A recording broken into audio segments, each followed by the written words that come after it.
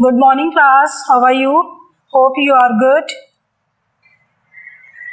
Today we are going to learn about the use of "and".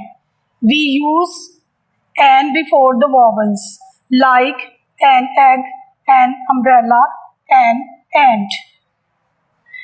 There are 26 letters in alphabets. These are the 26 letters in alphabets and 21 is consonants. And 5 are the vowels A, E, I, O, U. Open your books and the page number 3. An apple, an orange, an egg, an umbrella. An orange, an apple, an egg.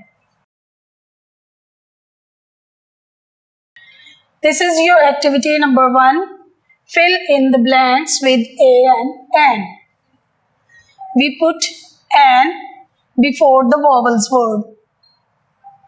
We put here a tree, an before the vowels, an egg, an umbrella, an orange, a car, an ice cream.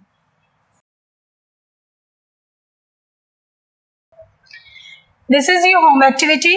Learn the dictation words from the book page number 3 and make sentences. You learn these words.